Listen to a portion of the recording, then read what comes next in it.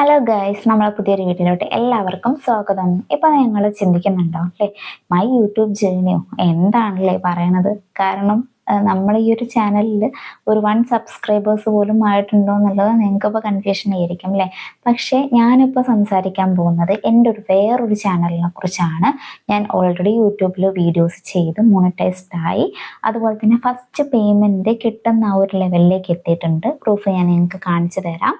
Okay, just അത് കാണിച്ചുകൊണ്ട് തന്നെ പറയാം. അതാ കണ്ടോ, നിങ്ങൾക്കിപ്പോൾ സ്ക്രീനിൽ നോക്കിയാൽ കാണാൻ പറ്റും. എനിക്ക് $100 ആവാനായിട്ടുണ്ട് അല്ലേ. അപ്പം ഇതിൽ നിന്ന് നിങ്ങൾക്ക് മനസ്സിലാവാലോ, ഓൾറെഡി മോണിറ്റൈസ്ഡ് ആയിട്ടുള്ള ഒരു ചാനൽ എനിക്കുണ്ട്. അപ്പം ആ ഒരു ചാനലിൻ്റെ കാര്യങ്ങളും എൻ്റെ എക്സ്പീരിയൻസുമാണ് ഞാൻ നിങ്ങളുമായിട്ട് ഷെയർ ചെയ്യുന്നത്. ഫസ്റ്റ് തന്നെ എൻ്റെ ആ ഒരു ജേർണീനെ കുറിച്ച് പറയുകയാണെങ്കിൽ, ഞാനൊരു ലോങ് ഡ്യൂറേഷൻ എടുത്തിട്ടാണ് കേട്ടോ ഈ ഒരു ഡ്രീം അച്ചീവ് ചെയ്തിട്ടുള്ളത്. എങ്ങനെയാണെന്ന് പറഞ്ഞാൽ, ഞാനിതൊരു ഫസ്റ്റ് സ്റ്റാർട്ടിങ്ങിൽ ഒരു ഏണിങ്സ് ഒന്നും ആയിട്ടായിരുന്നില്ല, ഒരു എൻ്റർടൈൻമെൻറ്റ് എന്നുള്ള രീതിയിലായിരുന്നു ചാനൽ സ്റ്റാർട്ട് ചെയ്തിട്ടുണ്ടായിരുന്നത്.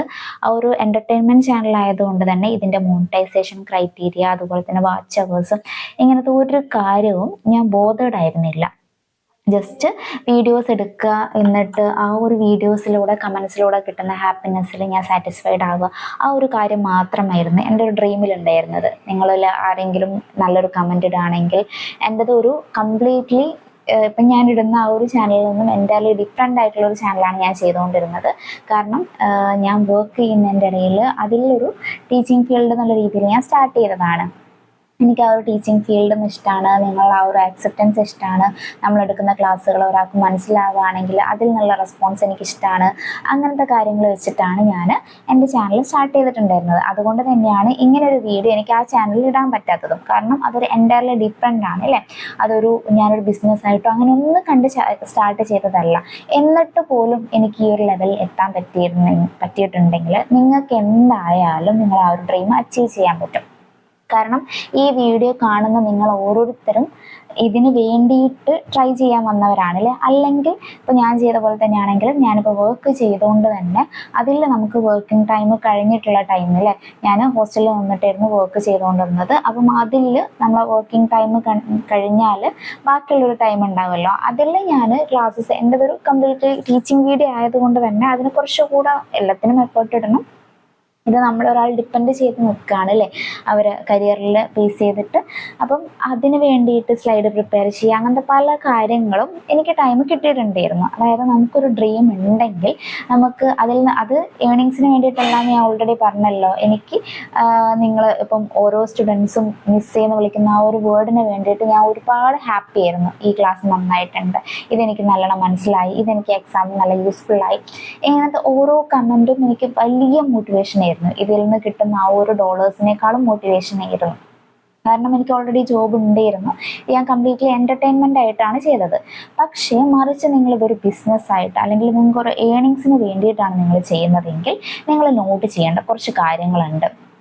എന്തൊക്കെയാണെന്ന് പറഞ്ഞാൽ, ഫസ്റ്റ് നിങ്ങളതായിട്ടുള്ളൊരു പ്ലാന്, നിങ്ങൾ ഏത് ഫീൽഡിലാണ് യൂട്യൂബ് ചാനൽ സ്റ്റാർട്ട് ചെയ്യാൻ പോകുന്നത് എന്നുള്ള ഒരു കറക്റ്റായിട്ടുള്ളൊരു ഐഡിയ നിങ്ങൾക്ക് ഉണ്ടാവണം.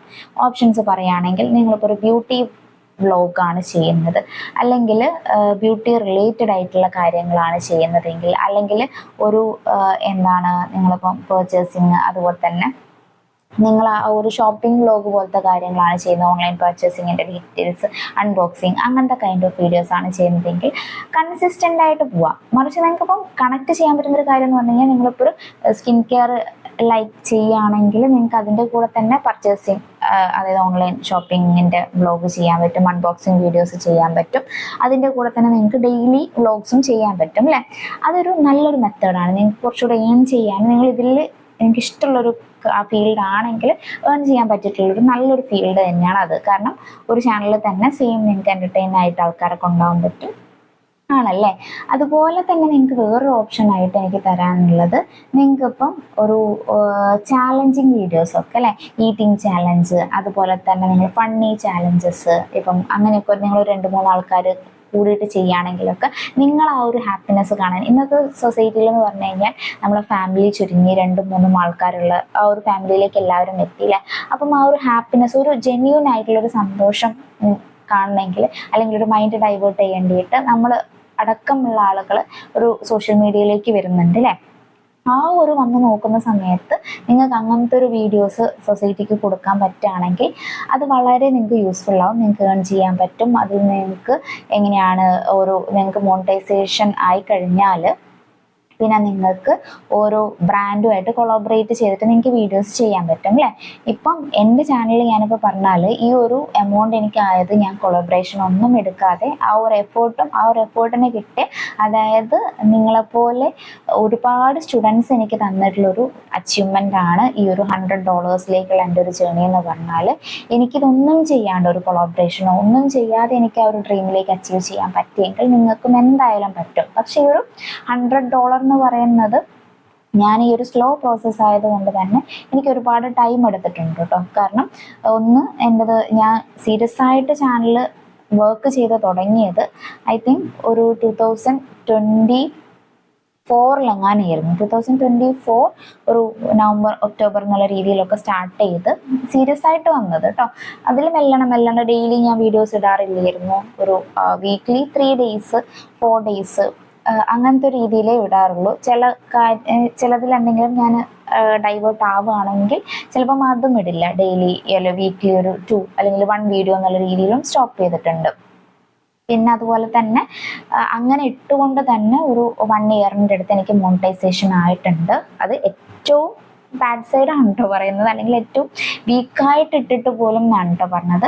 മറിച്ച് നിങ്ങൾക്കൊരു മോണിറ്റൈസേഷൻ പെട്ടെന്നാകണം എന്നുണ്ടെങ്കിൽ നിങ്ങൾ ആദ്യം ഒരു കണ്ടന്റ് സെലക്ട് ചെയ്യുക. ആ ഒരു കണ്ടന്റിൽ നിന്നുകൊണ്ട് തന്നെ വീക്ക്ലി നിങ്ങൾക്ക് മോണിറ്റൈസേഷൻ ആകുന്നത് വരെ വേണമെങ്കിൽ ഒരു 4 വീഡിയോസ് 5 വീഡിയോസ് വരെ ഇടാൻ പറ്റുന്നതാണ് അല്ലേ. അതുപോലെ തന്നെ നിങ്ങൾക്ക് അറിയാത്തവരാരെങ്കിലും ഉണ്ടെങ്കിൽ ഞാൻ പറഞ്ഞുതരാം. നമുക്ക് സബ്സ്ക്രൈബേഴ്സ് എന്ന് പറഞ്ഞു കഴിഞ്ഞാൽ 500ഉം 1000 സബ്സ്ക്രൈബേഴ്സുമാണ് അല്ലേ. 500 എന്ന് പറഞ്ഞു കഴിഞ്ഞാൽ ഹാഫ് മോണിറ്റൈസേഷൻ, 1000 എന്ന് പറഞ്ഞു കഴിഞ്ഞാൽ ഫുൾ മോണിറ്റൈസേഷൻ ആണല്ലേ വരുന്നത്. അപ്പോൾ നിങ്ങൾക്ക് ആ ഒരു 1000 സബ്സ്ക്രൈബേഴ്സ് ചിലപ്പോൾ നിങ്ങൾക്ക് പെട്ടെന്ന് മീറ്റ് ചെയ്യാൻ പറ്റുന്നുണ്ടാവും, നിങ്ങൾക്ക് അറിയുന്നവരുടെ അടുത്ത് പറഞ്ഞുകൊണ്ടോ. പക്ഷെ ഫസ്റ്റ് നിങ്ങൾ അങ്ങനെ ചെയ്യാതിരിക്കുക. നിങ്ങളിപ്പോൾ ഒരു ചാനൽ സ്റ്റാർട്ട് ചെയ്യുകയാണെങ്കിൽ നിങ്ങൾക്ക് ഇൻ കേസ് ഫേസ് റിവീൽ ചെയ്യുന്നതാണെങ്കിലും അല്ലാത്തതാണെങ്കിലും നിങ്ങൾ അത്രയും ക്ലോസ് ആയിട്ട് നിങ്ങളെ വീഡിയോസ് കാണും.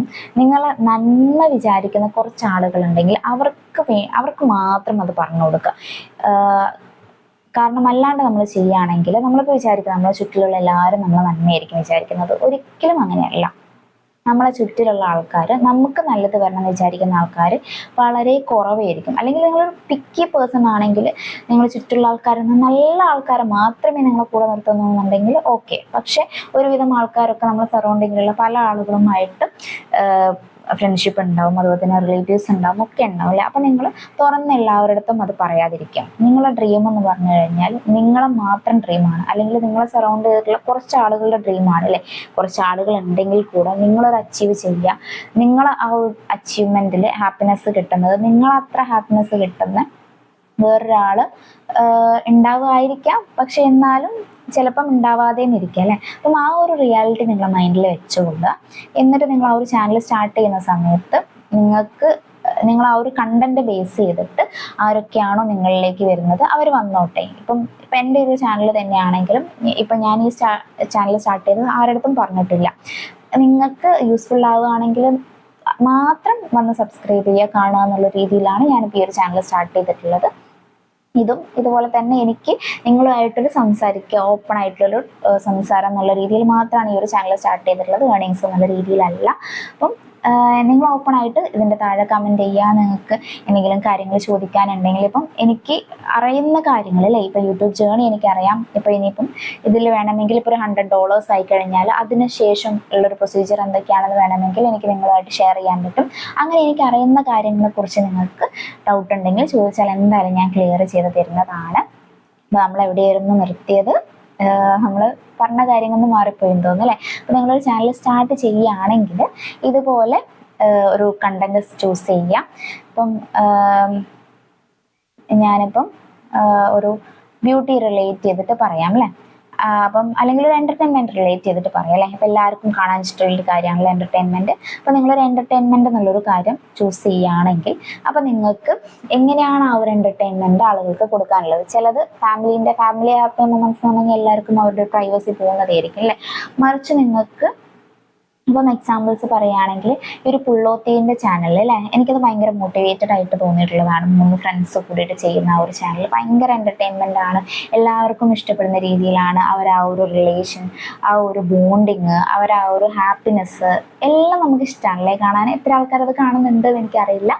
ബട്ട് അതുപോലെ നിങ്ങൾക്ക് ഒരാളെ ഹാപ്പി ആക്കാൻ പറ്റുകയാണെങ്കിൽ, നിങ്ങൾക്ക് അങ്ങനത്തെ ഒരു കുറച്ച് ഫ്രണ്ട്സ് സർക്കിൾ ഉണ്ടെങ്കിലൊക്കെ നിങ്ങൾക്ക് ഒരുപാട് ബെനിഫിറ്റ് ആണല്ലേ. നിങ്ങൾ ആ ഒരു ബോണ്ടിങ് മെയിൻറ്റെയിൻ ചെയ്യാൻ അത് പറ്റും. അതുപോലെ തന്നെ മറ്റുള്ളവരെ ഹാപ്പി ആക്കാൻ പറ്റും. അതിലൂടെ നമുക്ക് ആത്മാർത്ഥമായിട്ടുള്ള സ്നേഹം കിട്ടും അല്ലേ.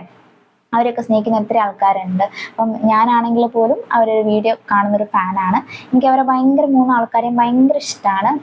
3 ആൾക്കാരെന്നല്ല 4 ആൾക്കാരെയും ഭയങ്കര ഇഷ്ടമാണ്. അതുപോലെ തന്നെ നിങ്ങൾ എത്ര ആൾക്കാർ അത് കാണുന്നുണ്ടെന്ന് എനിക്കറിയില്ല കേട്ടോ.